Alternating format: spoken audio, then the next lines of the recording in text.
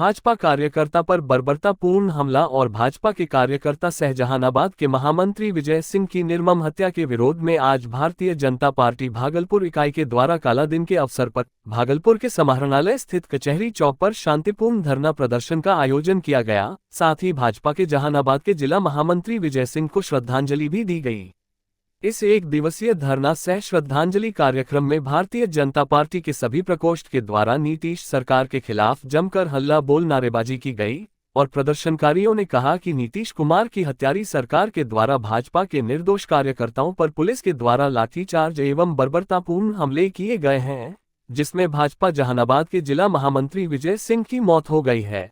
इसे बर्दाश्त नहीं करेगी, इसका बदला अवश्य लेगी और यह 2024-25 के चुनाव में जनता खुद जवाब देगी। वहीं प्रदर्शनकारियों ने पुलिसिया रवैया को भी गलत ठहराते हुए जमकर प्रशासन के खिलाफ भी नारेबाजी की।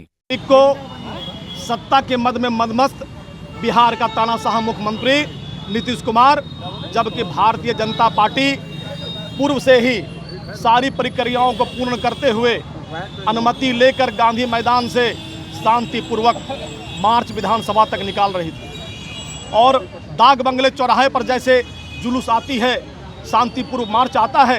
इस सावन के पवित्र महीने में जो नंगा नाच बिहार के पुलिस ने करने का काम किया है, नीतीश कुमार नैतिकता भूल गए कि सावन के पवित्र महीने में जहां साधना और उपासना की जाती है, आपने लाठीचार्ज कराने का काम किया है। इस पेपे की मांग कर रहे हैं कि आपको नैतिकता नहीं है बिहार की सत्ता चलाने का। नहीं देंगे, ये आंदोलन चलता रहेगा जब तक कि नीतीश कुमार और तेजस्वी यादव को बिहार की सत्ता से उखाड़ नहीं फेंकेंगे। ये आंदोलन चलता रहेगा। एक परिवार थाने के ड्राइवर की दबंगई से तंग आकर पुलिस अधिकारियों के दफ्तर के चक्कर लगा रहा है। दरअसल जोगसर थाना क्षेत्र अंतर्गत बुढ़ानाथ मोहल्ले के रहने वाले विजय राम अपने परिवार के साथ पुलिस कार्यालय के चक्कर लगा रहे हैं। वहीं मामले को लेकर पीड़ित परिवार का कहना है कि बीते 1 वर्ष से उनके पड़ोसी प्रमोद दास, संजीव दास और सूरज दास किसी न किसी बात को लेकर अक्सर विवाद करते हैं। उन्होंने बताया कि उनका 2 मंजिले का मकान है। जब कभी भी वह लोग घर की खिड़की दरवाजे यहां तक छत पर कपड़े भी सुखाने के लिए देते हैं, अगर कपड़ा गलती से उनकी घर की तरफ चला गया तो वे लोग विवाद शुरू कर देते हैं। यह पूरा मसला पिछले 1 वर्ष से हो रहा है। विजय राम ने स्थानीय निवासी प्रमोद दास, संजीव दास और सूरज दास पर आरोप लगाते हुए कहा कि उन लोगों ने उनकी पत्नी व बेटी की घर में घुसकर पिटाई भी कर दी थी। जब उन्होंने इसका विरोध किया और खिड़की खोलने की बात कही तो सूरज दास ने रौब दिखाते हुए कहा कि वह जोगसर थाने का ड्राइवर है और पुलिस प्रशासन भी उसका कुछ नहीं कर सकती। पीड़ित परिवार ने कहा कि मामले के संदर्भ में उन्होंने स्थानीय थाने में प्राइवेट ड्राइवर के विरुद्ध शिकायत भी दर्ज की थी, लेकिन थाने के मुंशी ने कहा कि आप लोग पड़ोसी हैं, मामले को मिलजुल कर निपटारा कर ले और कोई बात नहीं बन पाए, जिसको लेकर वे लोग सिटी डीएसपी अजय कुमार चौधरी के कार्यालय पहुंचे, जहां सिटी डीएसपी ने जोगसर थाने से मामले की जानकारी ली और अभिलंब दोषियों पर कार्रवाई करने का आश्वासन दिया। हम लोग छत पे थे, छत पे गए कपड़ा उठाने के लिए। उसके बाद रेलिंग पर जरा सा खड़ा होकर के देखने लगे बेटी का आवाज़ देने के लिए।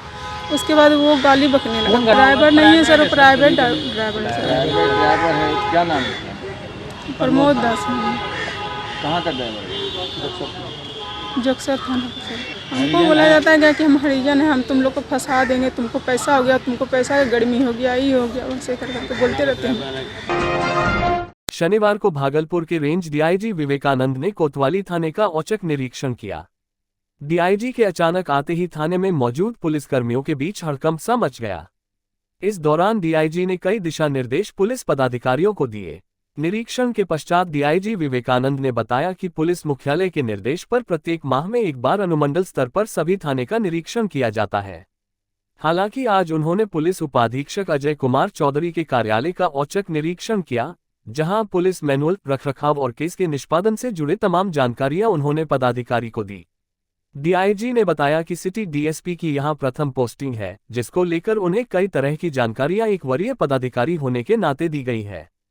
वहीं डीआईजी ने छोटी छोटी चीजों को बारीकी से निरीक्षण किया। इस दौरान जहां अनियमितता सामने आई उसे जल्द दुरुस्त करवाने का निर्देश भी दिया।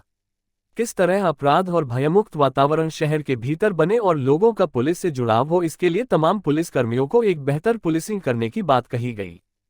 उपाधीक्षक नगर के कार्यालय का निरीक्षण जो है अभी मेरे द्वारा किया जा रहा है।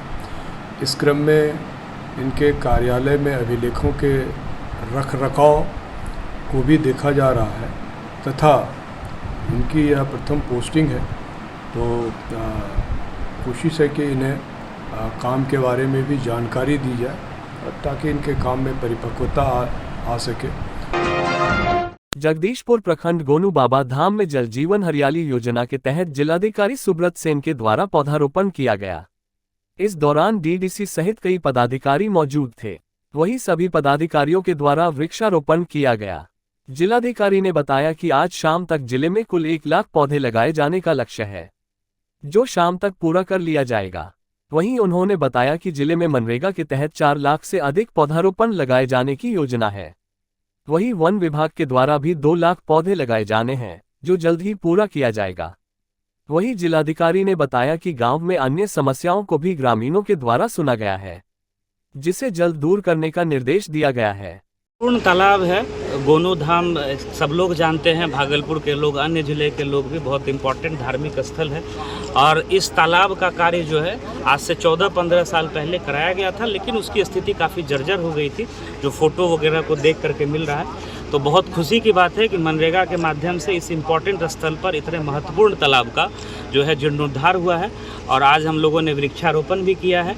मेरी सब लोगों से अपील है कि खूब जो है वृक्षारोपण करिए।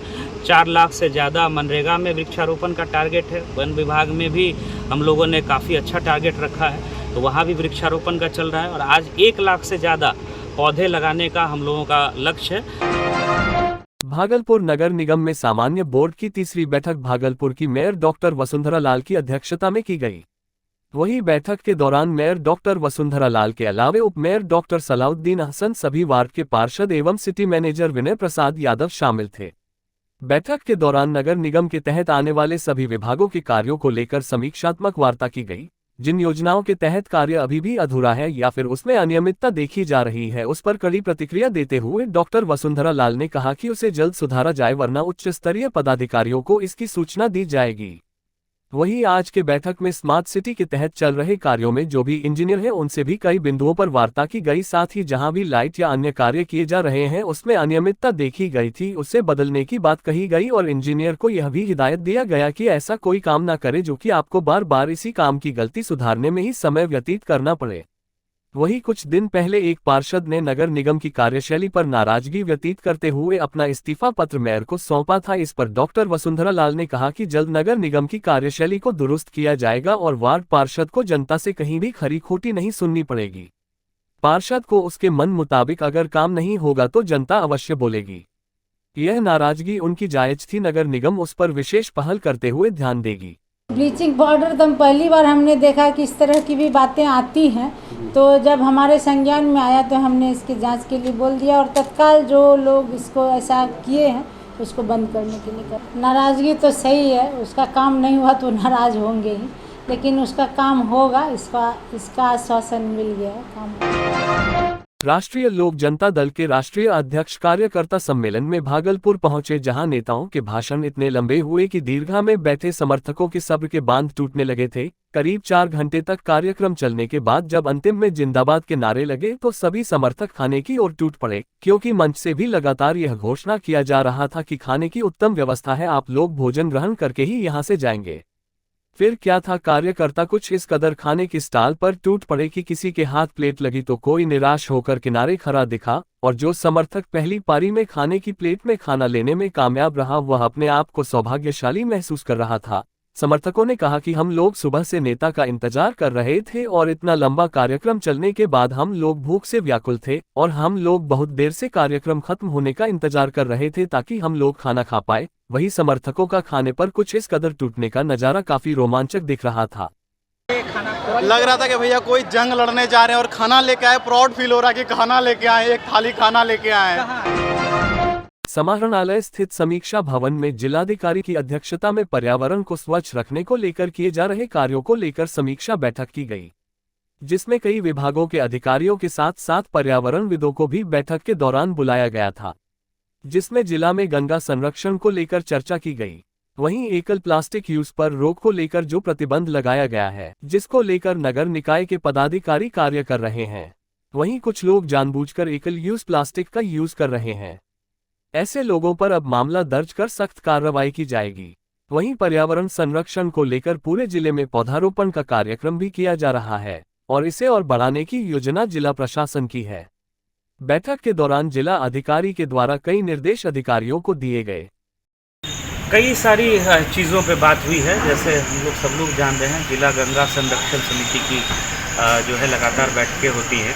एकल प्लास्टिक के उपयोग पे जो प्रतिबंध लगाने को लेकर के बात हुई है, तो उसको लेकर के भी हम लोगों ने चर्चा किया है। लगातार नगर निकाय के पदाधिकारी इसमें कार्रवाई कर रहे हैं, पॉल्यूशन कंट्रोल बोर्ड के भी। और हम लोगों का ये प्रयास है कि जो अभी भी इस तरह के वायलेटर हैं, अभी भी कुछ नाम आया है जिनको पहले भी नोटिस दिया गया है, कार्रवाई हुई है, अगर वो जानबूझ करके फिर इस तरह की गतिविधियों में संलिप्त रहेंगे तो हम लोग उन पे FIR करके उनको जेल भेजने का भी काम करेंगे। भागलपुर नगर निगम क्षेत्र के 51 वार्ड की आशा दीदी अब अपनी मांगों को लेकर हड़ताल पर जाएंगे। पिछले कई दिनों से प्रखंड स्तर के आशा दीदी हड़ताल पर है। वहीं अब शहरी क्षेत्र के भी आशा दीदी हड़ताल पर जा रही हैं।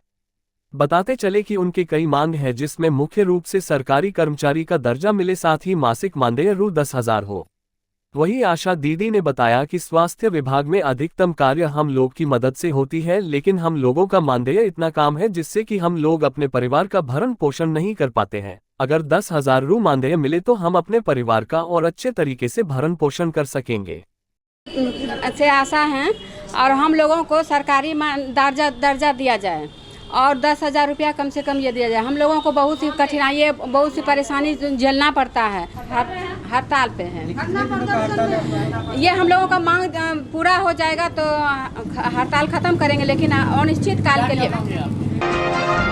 मां आनंदी संस्था की ओर से सुंदरवती महिला कॉलेज में पौधारोपण का कार्यक्रम किया गया, जिसमें कॉलेज के प्रधानाचार्य doctor Mukesh Kumar Singh, PRO Deepak Kumar Dinkar, college के सभी शिक्षिकाएं, छात्राएं, संस्था के सभी सदस्य एवं कुछ engineering, fashion designing, computer science के छात्राएं जिनकी प्रोजेक्ट वर्क संस्था के द्वारा किया जा रहा है, सभी मौजूद थे। पौधारोपण कार्यक्रम के दौरान पर्यावरण के प्रति जागरूकता एवं वृक्षों को बचाने का संकल्प लिया गया। कार्यक्रम में हिस्सा लेने पहुंचे सभी लोगों ने अपने जन्मदिन के अवसर पर एक पेड़ लगाने का संकल्प भी लिया। मां आनंदी संस्था के द्वारा भागलपुर को एक ग्रीन शहर बनाने का संकल्प लिया है, ताकि भागलपुर के हर क्षेत्र को, हर वार्ड को, हर संस्थाओं को, इसके लिए मां आनंदी संस्था खुद से पौधारोपण और जागरूकता का कार्यक्रम करती रहेगी। आज मां आनंदी संस्था की ओर से संस्था के सभी सदस्य, साथ ही साथ SM कॉलेज के प्रांगण में यहाँ के उपस्थित प्रिंसिपल सर और शिक्षकगण एवं सभी छात्राओं के साथ साथ एवं हमारे जो है संस्था के द्वारा कुछ यूनिवर्सिटीज़ के बच्चे हैं जो कि इंजीनियरिंग कॉलेजेस के हैं, फैशन डिज़ाइनिंग कर रहे हैं, कंप्यूटर साइंस के बच्चे हैं, तो उनके आज हम लोगों के संस्था के द्वारा प्रोजेक्ट करवाया जा रहा है। तो प्रोजेक्ट के करवाने के साथ साथ हम लोग इन्वायरमेंट से रिलेटेड अवेयरनेस भी चला रहे हैं। पूरे भारत में ये चल रहा है कार्यक्रम की पूरा देश हमारा ग्रीन हो और इसके लिए इसमें पर्यावरण का स्वच्छता होती है, पर्यावरण से इसका लाभ होता है। इसलिए हम लोग भी अपने कॉलेज में सारे लोग इस संस्था के द्वारा हम लोग इसको आगे बढ़ाने की कोशिश कर रहे हैं। नाथनगर थाना क्षेत्र के सिलोटा हाउस के सामने CTS परिसर के अंदर एक युवक का सर कटा हुआ शव मिला है। युवक का सर उसके शरीर से बगल में था। घटना की सूचना इलाके में आग की तरह फैल गई। उस सूचना पर काफी संख्या में लोग बॉडी को देखने पहुंचे और इसकी सूचना स्थानीय पुलिस को दी। सूचना पर पहुंची नाथनगर पुलिस ने जांच पड़ताल के बाद शव को अपने कब्जे में लेकर पोस्टमार्टम के लिए भेज दिया है। थाना पर पहुंचे स्वजन ने शव का शिनाख्त किया है। मृतक का पहचान कस्बा निवासी फुरकान के रूप में हुई है। पुलिस मामले को लेकर जांच में जुट गई है।